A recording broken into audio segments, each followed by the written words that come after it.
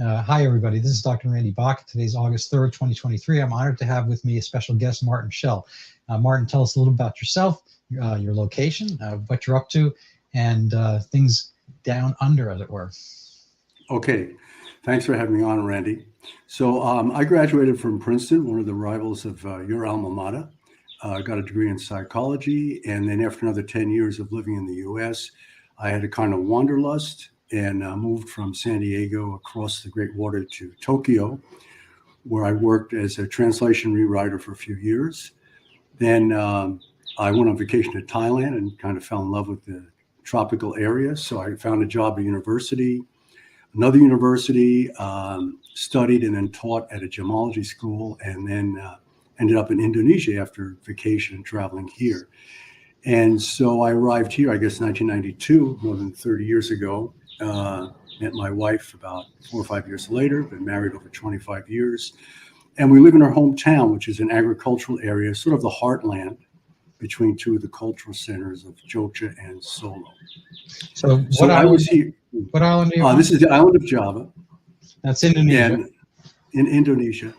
And my current work is kind of semi-retired consultant where I do service for the expatriate relocation industry, mostly cost of living surveys to calculate salary differentials when executives move between cities around the world. Sometimes cultural consulting so people can get adjusted to Indonesia more quickly. So I was in Malaysia. One of my survey assignments is Johor Bahru, across the strait from Singapore and Batam. It's kind of a triangular area of Indonesia, Malaysia, and Singapore. And I noticed a sign on the way back in the ferry saying citizens holding passports from China and outlying provinces, which I suppose refers to Taiwan, are not permitted to board the ferry to Indonesia. This was early February of 2020. Is this one here? That's it. That's the sign. It was posted at the ferry terminal in Johor Bahru, forbidding passengers to enter Indonesia if they had a Chinese passport. Now, that's a minor story in itself. So I got on the ferry, and there was a guy, kind of sleepy, started dozing, and I see this guy next to me, sitting next to me, and that's a plane, not a ferry. But a guy sitting next to me who's like sweating and very kind of feverish and shivering, at the same time, looks like really flu symptoms. And I'm not really comfortable about that because a lot of empty seats. And so without even saying anything, I just kind of looked at the guy and looked at the staff, and they moved him. I don't know if they took him off the ferry or what happened to him, but he was impossible. But that doesn't mean he was Chinese and that they disobeyed. What happened was around that time was the end of Chinese New Year, which, as you know, is a major social and cultural celebration for ethnic Chinese around the world. And so a lot of Chinese were repatriating, the Indonesian citizens, they were repatriating around that time. Now, what's interesting in terms of international discussion is that one of two kind of international outcries about how Indonesia was mismanaging or hiding their stats early in the pandemic was that, oh my God, they allowed all these people to fly in from China right when the pandemic was starting. Well, yeah, that was in, I think, New York Times or some other Western media, and they didn't bother to check whether they were Chinese citizens venturing into Indonesia or they were Indonesian citizens using the return half of their plane ticket coming home. And where else are they supposed to go, right? There wasn't really a travel ban at that point, only very minor ones like the ferry terminal. So that was one example that I noticed. I think that came out like a month or so later, early in the pandemic, like, oh my God, China's lying, Indonesia's not counting. And then there was another issue where somebody who was a foreign journalist was quoted, I guess again, it was Western media, as trying a gotcha on the governor of Jakarta saying, well, if your stats are so low, how come there's a sudden surge in burial permits? And everyone's going, oh my God, burial permits. People must be dying and they're not telling. So I called one of these cemeteries, a couple months later, in Jakarta, fancy place. And they said, there's no such thing as a burial permit. And I asked a Chinese Indonesian friend who lives here, who's been involved in cemetery activities and, on the board of people who help with ambulance service. He's an upstanding member of the community. And he said, what's a burial permit? So, there's a death certificate like we have in our country, but there's no burial permit, So I think what happened was people were reserving spaces in the cemetery because the cemetery said there's no permit. You just get a death certificate. And if you got a place, you're in the ground, right? So this is another kind of gotcha, look at this evidence that they're not counting their death rate. So that was another thing that led me to some skepticism about international coverage. People kind of react. Are they allied with China? Are they with Chinese kind of concepts? Do they take them whole? Do they have skepticism? All that kind of stuff. Well, there's all kinds of stuff. I mean, China's been a very influential part of the community here, 3 or 4% of the population. In terms of the People's Republic of China, they're shifting alliances and, all kinds of things in the Spratly Islands, which are not so much an issue for Indonesia. Indonesia has more conflicts in regard to fishing rights. So basically, what I noticed some months later in 2020, when people were talking about vaccines, was an insert in Jakarta Post. I guess, these newspapers often have like an extra couple pages put in. I don't know how common it is in the US. And this insert was basically created in People's Republic of China in English. And, it was presented as like a 2-page news thing saying, let's avoid vaccine nationalism. And the upshot of it was basically, don't make your own vaccine, buy ours. That was the basic message being conveyed. And, eventually, as I think you mentioned with the biopharma guy or promoter, that eventually, they gave rights to have their vaccine manufactured here, which I did take. The other aspect was that China was, let's see what I got here. Oh, yeah. So the other aspect wasn't directly China, but what happened was as the pandemic started and there's this whole wave of, what would you call it? Novel virus, right? Is a new virus. Isn't every mutation a new virus? And why is it numbered SARS-2 instead of SARS-1? So, so there's this whole thing and these scary diagrams blown up of ultra micrographs of some round thing with sticks on it, and people saying, well, what the hell is that? It looks like a scary thing in a toothpaste commercial, the things that invade your teeth and they get wiped out by the toothpaste magically. And so people started putting barriers on their neighborhoods where, only egress and entrance. A friend of mine who has a couple of shops took a PCR before flying to Bali. I guess this was like May or June of that year. And the results weren't kept confidential. The test was kind of in a borderline transitional period where initially, you can confirm or clarify this. Initially, I think the PCR, you had to have 2 genetic fragments present, and they changed it to 1.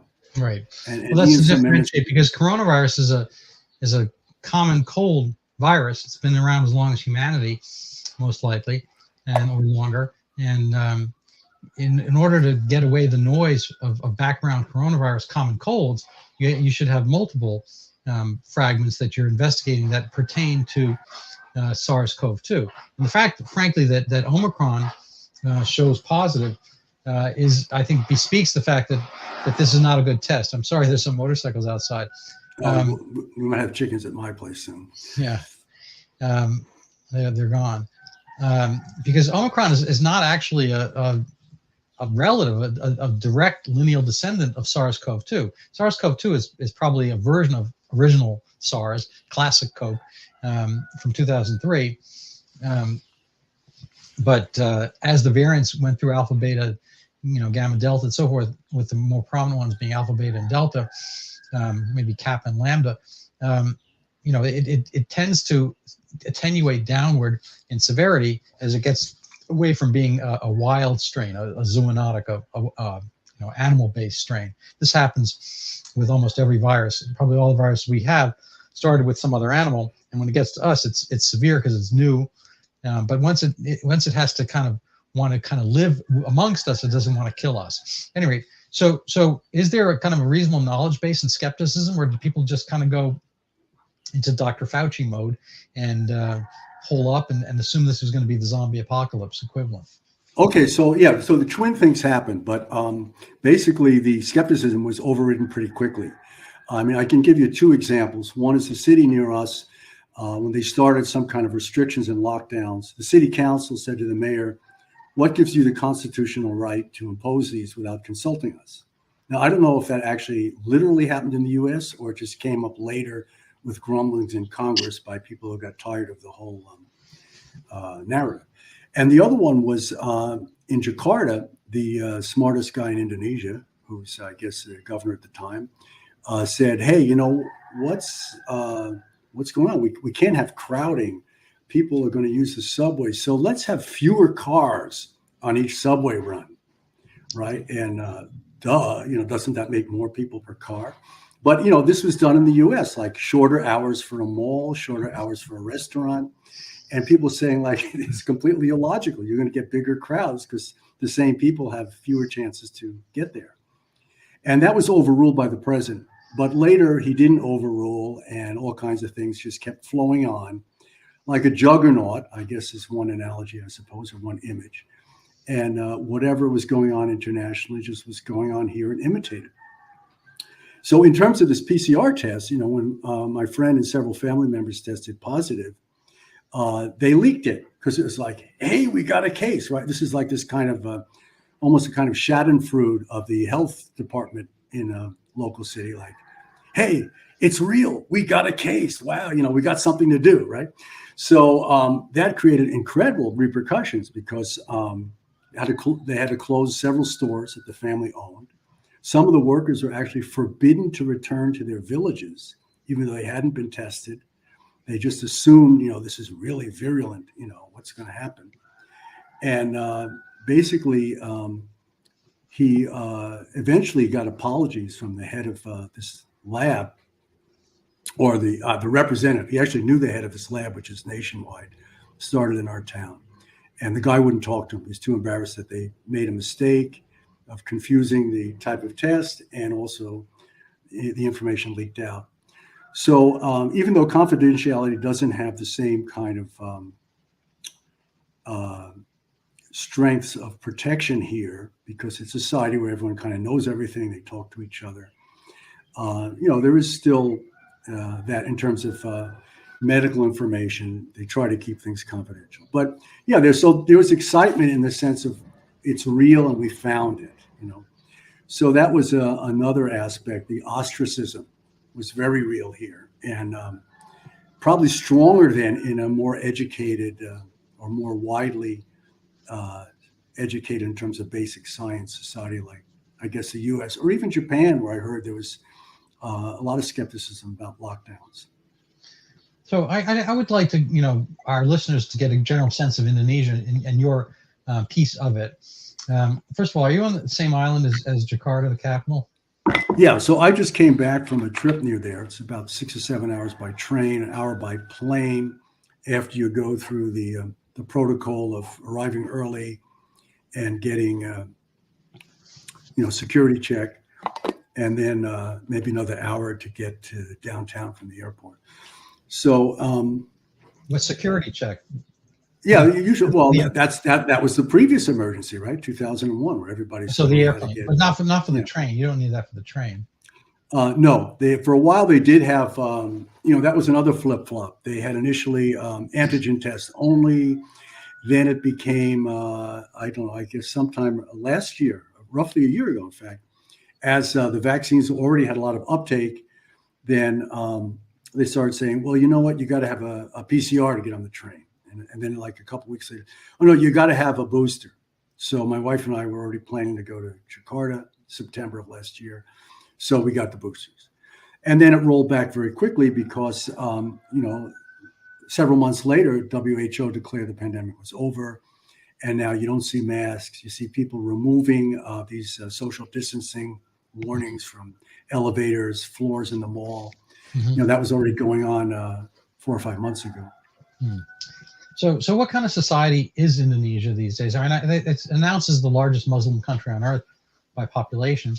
Do you see it that way? I mean, what was the role of Islam regarding these public health measures, or did it play in? Okay, all right, good. So that brings up another topic which I mentioned to you about the vitamin D. By the way, a classmate who had a pathology lab says that the vitamin D test is a little bit more complicated, and it's reasonable that you have to pay as much as it's a more complicated molecule. Yes. Yeah. Okay. So the government started a series of basic kind of winter flu season recommendations you might see once in a while in the U.S. rather than being recommended to take some pharmaceutical product. And so these included like a good diet, get enough sleep, open the window if people are in your living room visiting, pray. So, there was a religious aspect, and this was all mostly before vaccines were available. The government was trying to give people a sense of hope that they had some control over themselves, whereas the U.S. was kind of like that song, The Wait. There's old Luke sitting around waiting for the judgment day. That everyone's waiting around for vaccine, not doing any preventive measures. Was there medication allowed or promoted within Indonesia? I heard there was for serious cases, but we talk a lot about hydroxychloroquine and ivermectin. Were those allowed? Were they promoted? Were they given? I don't really know. I know that they weren't available by the time I heard about them several months in. But I know there were treatments. Were they shunned or discouraged? Not in the media, not that I heard of. Okay, I mean, unless you read in India, and in South Africa and India, they were, liberally used. And here, they got the appellation horse dewormer, although the guy who invented it a couple decades ago, maybe late 90s, he got the Nobel Prize for inventing it. And it's apparently a very reasonable medication for certain viruses, as well as bacteria, as well as, larger sized parasites. So I'm not saying it's magic or anything like that, but the shunning here and treating it pejoratively and sarcastically was idiotic.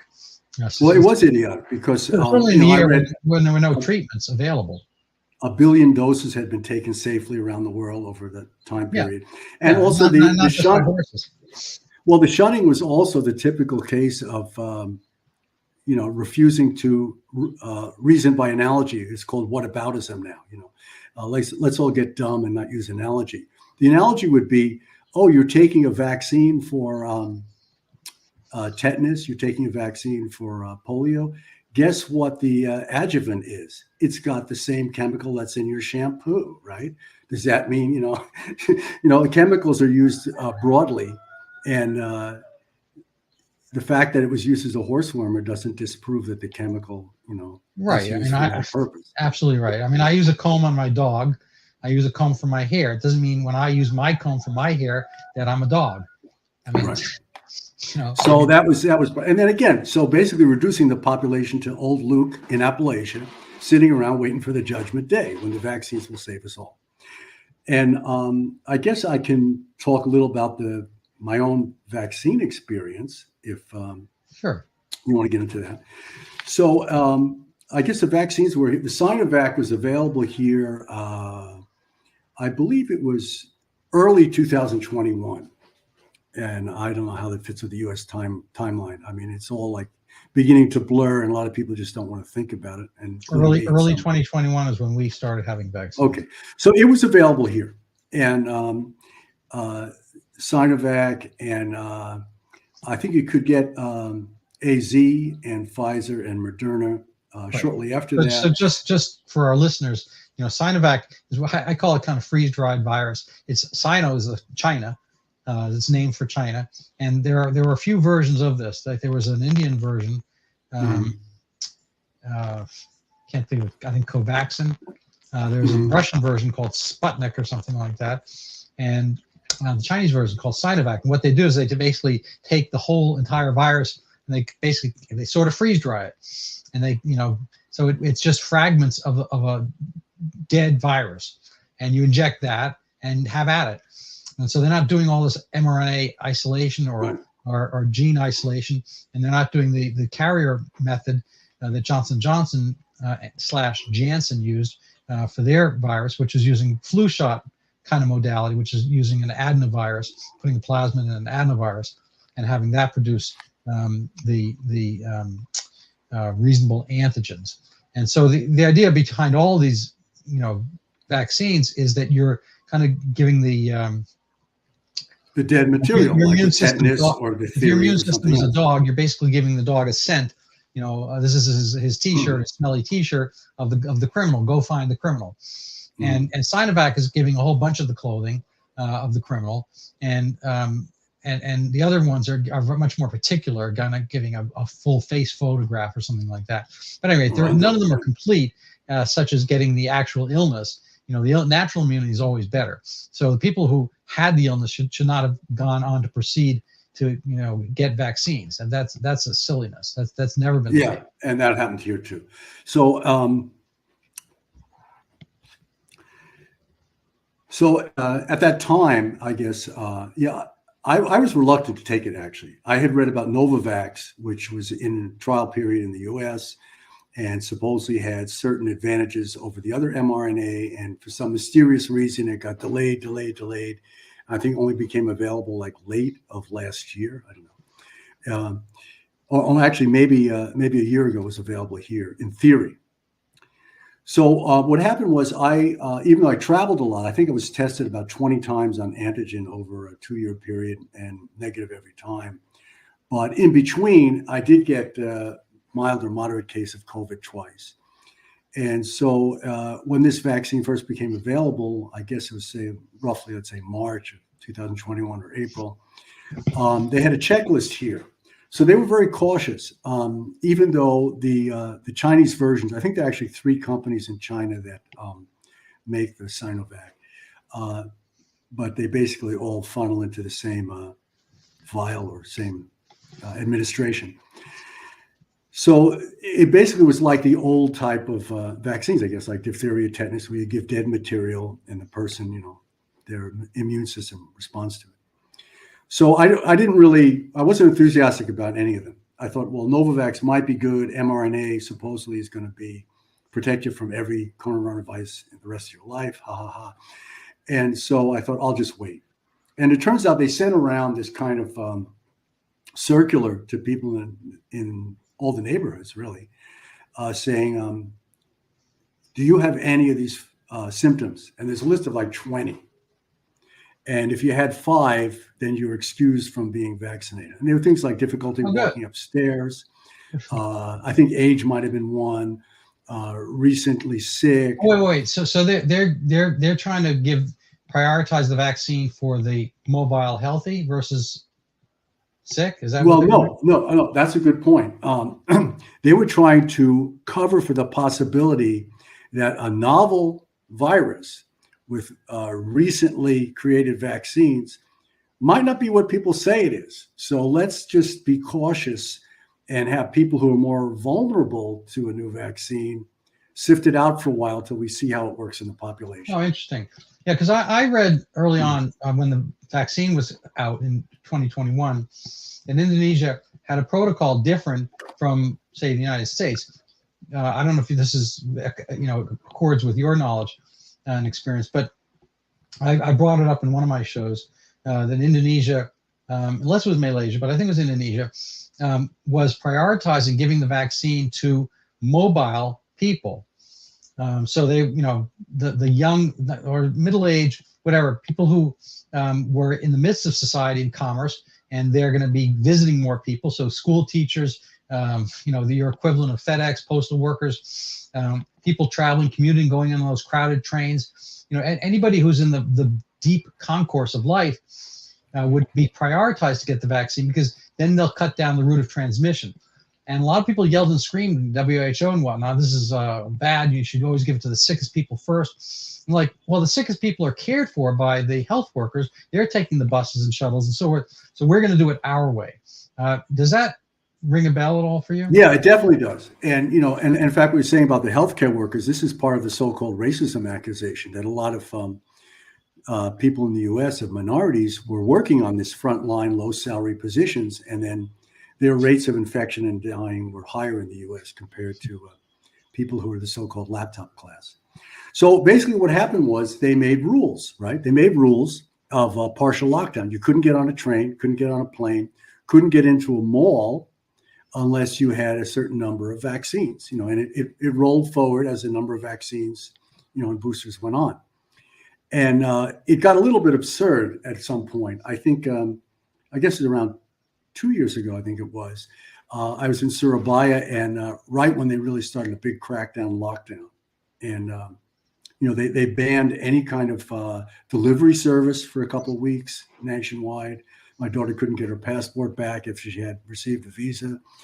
And I went to a mall because I had to survey some prices for my work, and they said, you can't walk in. And this is before the actual vaccine requirements, because the vaccine wasn't really that widely dispersed in, let's say, July of 2021. I said, well, why not? They said, no, you have to come by car and go through the parking lot. So this is not only mobile, but also a kind of class distinction that people who could afford a car or a motorcycle were allowed to go into the mall, and people who were walking in, like say a maid taking the bus or someone taking a taxi, were not allowed to walk in.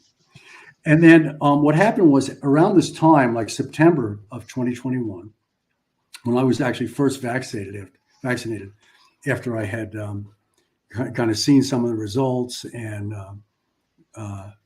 decided not to try for the exemption anymore, and had to do it in order to get on a plane. Around that time, I had to check stats for some of my work, because the people surveying living conditions in order to move expatriate executives around the world, they panicked also. They said, hey, let's include some COVID questions. You know, we're not going to pay any extra, but let's have some more questions. So I had to find out stats. So it turned out around this time, let's say September 2021, Indonesia had barely surpassed 50% of the population with one shot. Now, then you have to wonder, like, okay, so there are these old people in rural areas. Do they ever go to a mall? Do they ever take a train? Do they ever take a plane?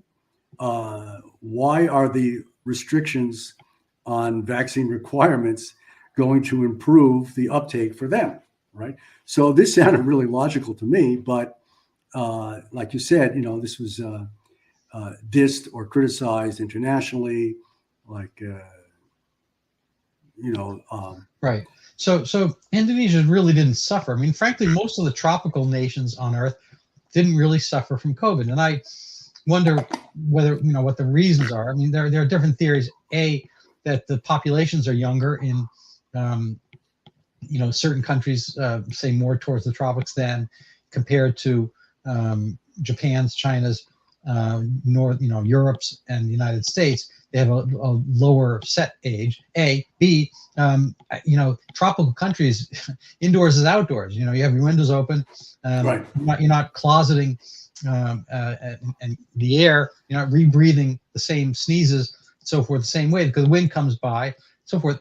C, they have other problems. They you know, this is not really as big a deal for, say, somewhat, you know, health spoiled population, and one that has a lot more money for testing and so forth, and maybe not, they don't have the organization, public health apparatus of European countries and so forth, and they got, you know, they have less money to waste on this kind of thing. I'm wondering whether any of those yeah, so I can kind of go backwards. For C, that was the case for something like, I believe it was varicella or chickenpox vaccine was pushed by some manufacturer or U.S. advisors.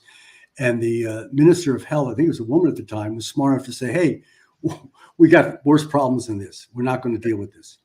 So that was that aspect. The young population, probably true. Outdoors, definitely true. You know, I never wore a mask outdoors. Some people did. People began new hobbies. Bicycling became very popular, bicycling in groups, because you had social distancing naturally. You can't really have a bicycle too close to the other person. And that became quite popular at the time. So the other aspect, I'm kind of running ahead of myself here. That's all right. So let me ask you a question. Did they close the playgrounds like they did in Australia? Did they close the parks? Did they, have this kind of, huge, kind of molecular police state that Australia had? And conversely, and in reaction, was there any public reaction if in fact they did? Well, no, because there aren't really that kind of park here. There aren't those parks. What they did do was they started making barriers for neighborhoods. And all the side streets where you just go through the neighborhood or go to your house rather than circle around from a main street leading into the neighborhood or a slightly more wider or more well-used street. People would just go, straight in on a small paved road. And they put barriers, like somehow they're going to keep out the virus.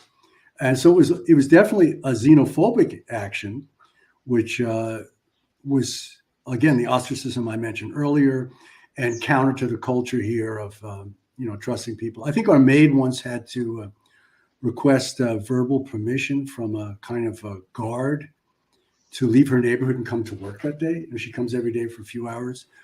And I guess he waved her through, but she was actually checkpointed at some point during the pandemic. And I don't know what that would do. The other point I wanted to mention in terms of the stats is that, so around this point where Indonesia had barely surpassed 50%, they suddenly said, hey, let's get the stats up. Let's force kids going back to school to get vaccinated. Right. And I'm sure you've had plenty of people more knowledgeable than I am about, how that panned out around the world. India, there are people who actually quit school. Kids in high school just quit because they had to work because there's no work available for their parents. So they had to just all, like pick vegetables or do stuff near their town. They couldn't even travel for work. So very serious in some countries. There are articles on it in India, how many millions of kids dropped out of school, even when they were allowed to go back. And so then the stats went up. Now, I have a friend also who's involved in public health. And she said she has an MPH from UCLA, Indonesian. And she said, well, the reason the stats were so low for the old people is that the Ministry of Health was very cautious, like I was mentioning earlier. They said, we don't give vaccines to people who have high blood pressure. We're not going to give this vaccine to people who have high blood pressure. And she said, well, look at the cohort over 80. What fraction of them have high blood pressure? So you're not going to get a lot of vaccine uptake because of that precautionary measure. So that was an interesting defense that I hadn't thought of until I talked to her a few months after looking at some of the stats. So it sounds like they went their own path, and I don't know why so many countries, lockstepped. I assume there's money involved, or all the public health officials are on reading the same journal list. Yes. But okay, so that brings up another one. It's interesting to hear you say that, Randy, because I always felt like they were slavishly following everyone else, especially the insults, the burial permit nonsense, we got you, stuff like that. So in terms of the vaccine, so I had the first one September 2021, Sinovac, slight soreness in the arm for 10 minutes. And they actually asked you to sit around for 15 or 20 minutes after you got the shot. I don't think they called it a jab. I think they really called it an injection in their language. And, to see if anything happened immediately. I guess there were reports of that, or there have been stories of that. I think HPV, you hear stories like that, people fainting right away. So they insisted that you wait around 15, 20 minutes and then go home. So there was another precaution. So they were cautious in some way, even though they were kind of lockstep saying, okay, everyone's got to get vaccinated and this and that. And then January was the next round of last year. And then finally, September of last year, it's 11 months ago, as I said, in August, September, they had the rule about you have to have the third vax to get on the train or the plane. Really? So my wife and I went to the local, instead of the local clinic where they administered it, local health department or a division of it. They have several different kind of layers of administration. And we said, well, we want to get our booster. What are the options and where can we do it? We'll come in tomorrow. So the head lady wasn't in, so someone called her on the phone, and she said, I have the whole list here. It's a little bit confusing, but basically depending on what you had initially, there were all these options, 5 or 6 options. Now, you may recall, and I hope you've covered this in another podcast, that the initial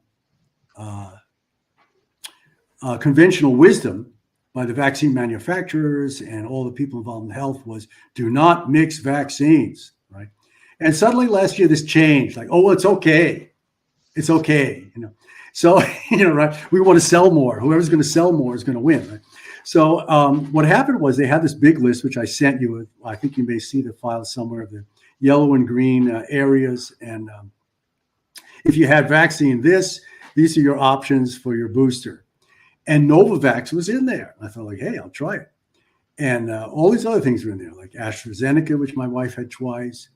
And so we said, great, we'll just go there tomorrow and we'll tell them which one we want. So we went to the clinic and they said, oh, we only have 2, Pfizer and Sinovac. So, well, okay, you officially have that many, but they're not in our town. I mean, that happens with everything. It happens with which one did you go? Flavors of yolk. So I went with Sinovac to continue. My wife had no AZ. She tried Pfizer. But the weird thing about it, I guess I don't want to run to the closet, but they give you a physical vaccine card since a lot of people didn't have phones and hadn't subscribed to the national database yet.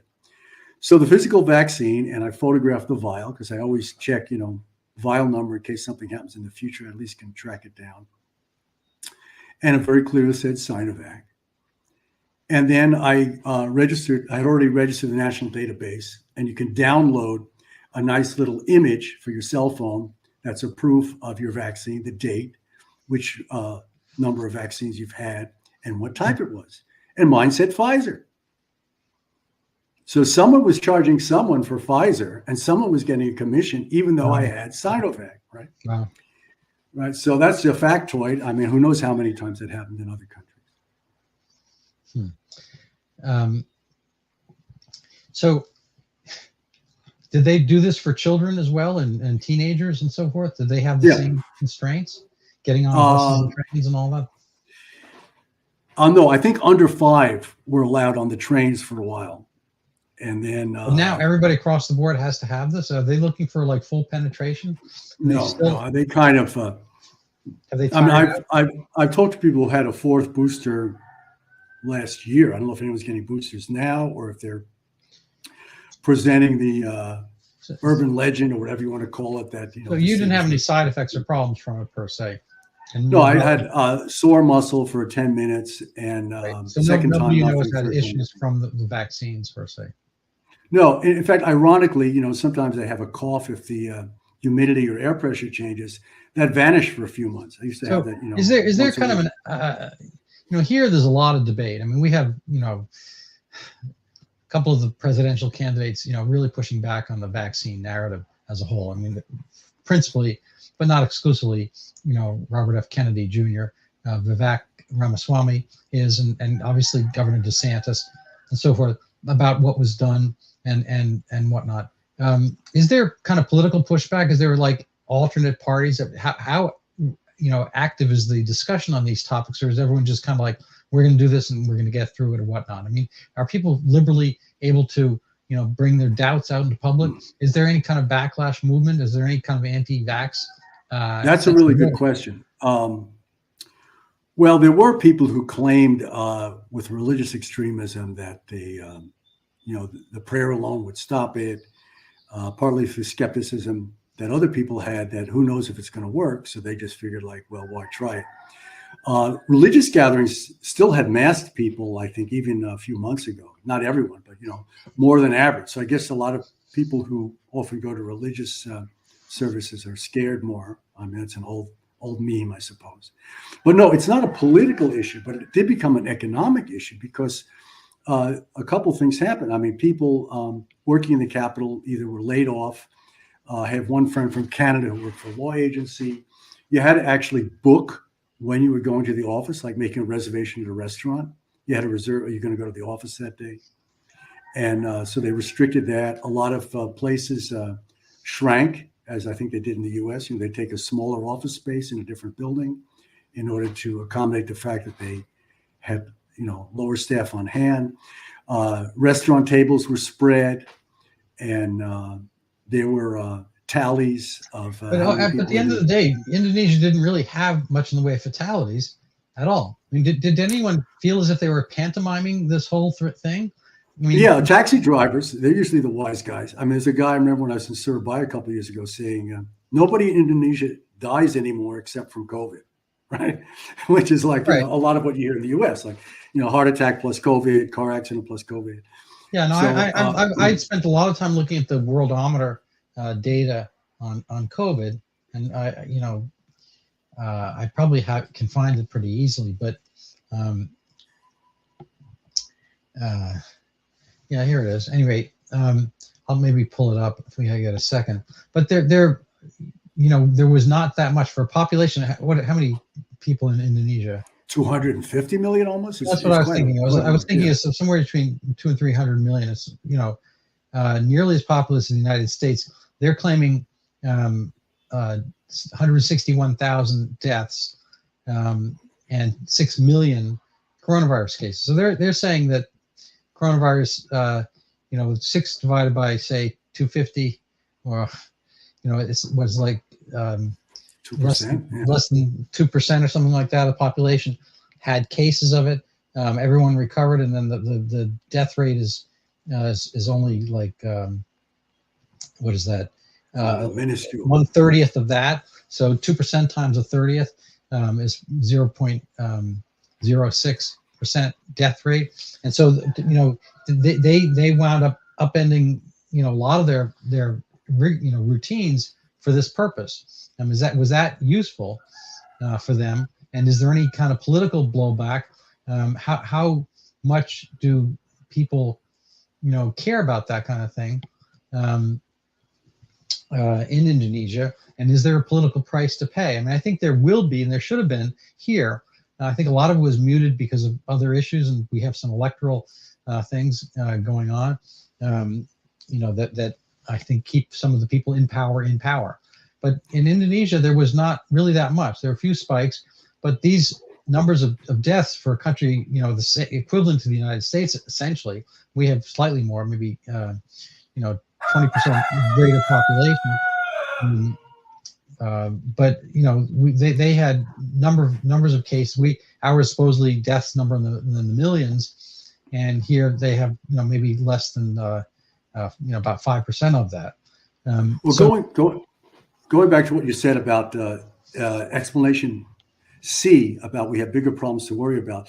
The first spike, which I think you have, is July 2021, was actually the first point in the pandemic after 15, 17 months where the number of COVID deaths surpassed infant mortality. Mm-hmm. I check the rates, every once in a while, because as I said, I had to keep track every few months. And that was the first point where it was actually higher for a while than infant mortality.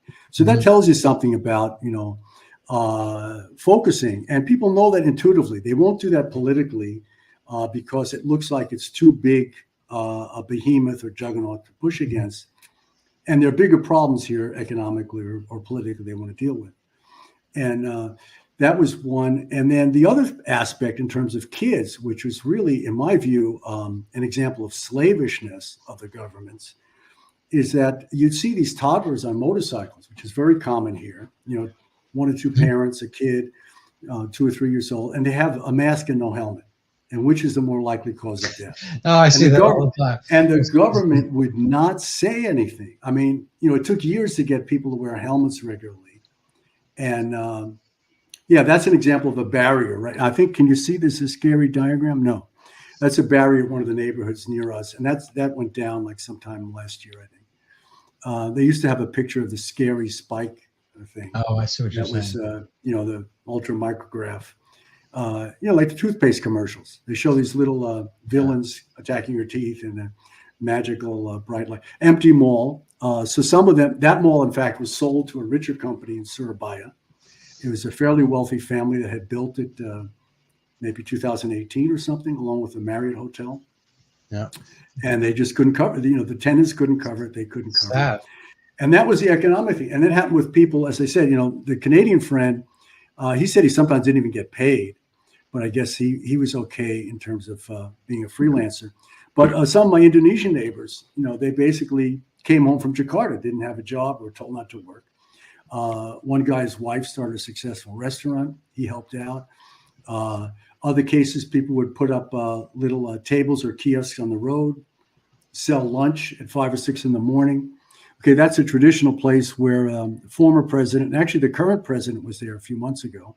Oh, if you're a foreigner and you're actually got a ticket in hand to fly out of Indonesia, you can take a domestic flight to Jakarta without being vaxxed. We'll make an exception because you want to get out, and we're not going to force you to take our vaccine, et cetera, et cetera. Mm-hmm. But you have to stay in the so-called channel, like a supposedly cordoned off or a guided area of the airport. So you wouldn't mix around with anyone else because you haven't been vaxxed. So she did that, but then it turns out they wouldn't let her on the plane because she had, as I said, they wouldn't send her passport back. So she couldn't take a flight before she was 21. She lost her dual citizenship, and then she couldn't use her Indonesian passport to leave Indonesia. And so one of the numerous exceptions you never read about, but I guess people who are well-traveled or skeptical know they exist all over the place, like rich people owning their own planes. They can get on the plane and fly to Singapore whenever they feel like, I suppose. So the exception was she couldn't stay in this cordoned area because they had to process her change of citizenship. So she had to go to the airport immigration, I don't know, half a mile away, take a taxi, and then go back to the quarantine area, right? So this is how strict the quarantine was. And at least, in terms of unusual cases like that. And I don't know, you've probably heard stories like that, although I guess they would never publicize that in the US, that there are exceptions to the rules. But I'm sure they occurred all over the place. So I got a separate question for you. We're rounding out the hour, and we're gonna call it a day. We are at different ends of the day, obviously. I'm ending mine, you're beginning yours. But I've written on Zika, the previous pandemic. Is Zika spoken about in Indonesia? Is it still considered? Yeah, I'm pretty sure it was on the list along with yellow fever, which you don't hear much about. Any of these ports of entry, especially the ferry on the airport, it's so full of all these ads and notices, you probably wouldn't really see it. But ferry terminals definitely have that. And I think I've seen it in other, I think the Singapore one, between Singapore, Indonesia, and Malaysia, they all have it, that if you've been exposed to yellow fever, I think Zika was on there for a while. You've been exposed, please report to the health authorities. And I think there also was something about you had to sign a statement, and you give it to them and they just throw it in the garbage later. At a certain point, your declaration was Zika microcephaly spoken about? Frankly, I don't recall hearing about it until I read your article or your slideshow presentation. So it didn't really penetrate, because it was spoken about in Malaysia a bit, and it's theoretically tropical because it's the Aedes aegypti mosquito, and it's like dengue. Do you have dengue there? Yeah, dengue is quite rampant in the rainy season. And apparently, according to the pediatrician who lectured at our neighborhood group a few months ago, dengue used to be considered a children's disease here. It turns out someone analyzed it and said, well, those mosquitoes bite in the daytime, usually before noon. And what happens is that's when kids are going to and from school, especially elementary school. So they're exposed more to mosquitoes on the road, whereas other people are in cars or the office, and they might get malaria for an evening bite, but not dengue. And the other aspect, kind of getting ahead of myself again. The other aspect about tropics is that you'd see these things about how the so-called modeling, right, which is a big deal in England that had a very nefarious or at least negative influence on a lot of the pandemic fears. The modeling said, Indonesia is in the southern hemisphere, therefore they're going to have a problem in July and August. Well, if you lived here for even 1 year, you would see that all the flu ads and ads for flu medicine and cold medicine occurred during January and February, during the rainy season, which is when it rains a lot and the temperature fluctuates, and that's when people actually get colds. Yeah, you don't really have much of a winter there. Right, right. But someone said, "Oh, Southern Hemisphere. Hey, we're clever. We're going to reverse it, right?" Whereas it's Yeah. But you're in the and tropics. it's wrong. It's wrong. It's actually the same as the U.S. only Right. because of rain versus Right. snow and cold. Yeah. So I'm going to give you a chance to have last words, and then I'm going to talk a little bit about my book. Yeah. So yeah, I'd like to hear about your book too. I don't really know what to say. I mean, people really, I think, have a certain sense of fatigue here. Some things happen, like a little bit more entrepreneurial in order to find work for yourself. Did the Some economy skepticism. suffer? Did the economy Yeah, suffer? it suffered, but it's kind of recovered, and it's become more of a gig economy too. Especially with people having their own kiosks instead of jobs. Do you recommend Indonesia for Americans, expats, and so forth? Oh, to visit? Yeah, it's pretty safe here. I think the biggest problem is traffic, right? As you're saying, your body has evolved over 1 million years to deal with pathogens. It hasn't really evolved very long to deal with cars on the wrong side of the road or taking liberties with how they're going to drive. No, but to live there, I mean, is there kind of a burgeoning, Yeah, there is. They have something they call a kind of digital nomad visa. They're proposing. I don't know if you've heard of it. Yeah. They're proposing it, and I don't know. I guess it's a way to either get taxes from people who want to live here. But I think, like any country, you really should get grounded and So you've been in Thailand as well. How do you compare Indonesia just to Thailand as far as living standard, ease of living, accommodation to foreigners? Oh, Thailand is more fiercely nationalistic. They have, not really that common, but they have that deadly combination of alcohol and guns, where guns aren't really kept track of in terms of private ownership. Alcohol flows freely. But on the other hand, they're more developed. Japanese companies started car factories and other manufacturing, refrigerators. In fact, for something like the air conditioner we have in our bedroom, Daikin, it's a Japanese brand, highly rated here. And there's actually a kind of a tier of classification. If you got one made in Japan, you'd pay like 4 times the regular price. If you got one made in Thailand, it might be 50% more, but it works better than one made in Malaysia. And so, the development in terms of modern industry or even late 20th century industry definitely is higher in Thailand, and even compared to Malaysia in some ways. So Indonesia, yeah, it's still, is dealing with a lot of rural aspects and farming and. And are they trying to penetrate those farm areas and go after them now for vaccines, or did they at the time? Well, I don't know. I think the only go after really is the rules on malls and things. And I don't even know if they keep track of that anymore. I think they basically accepted the WHO declaration the pandemic's over. You don't have to wear a mask. You don't have to have a vaccine. What are the biggest health concerns in Indonesia? Well, dengue at certain times of year. I think when I went to Thailand, I think they called it undiagnosed diarrhea. It's probably. But what's the worst unusual illness for us that you've had? Probably something like that, something like dysentery. Yeah. Couldn't really, I had that maybe once every 10 years. First time, I think I slugged through it for a week or so without drugs. I didn't really know what to do. Last 2 times, I just took medicine after it was obvious for a day or 2. And then I don't know. You also have high infant and maternal mortality here. I guess it's rising in the U.S. compared to other developed countries, so that's an embarrassment, or at least something that people don't want to look at compared to other problems. All right, so I'm just going to show my book briefly. This is my book, Overturning Zika, the Pandemic That Never Was. Zika microcephaly was a big deal in tropical Brazil in 2015-16, and then it disappeared. Nobody's explained why, and that's what I aim to do. So I'm not going to spend a lot of time on this. People can buy the book. It's help support the podcast. Got a picture of me on the front. And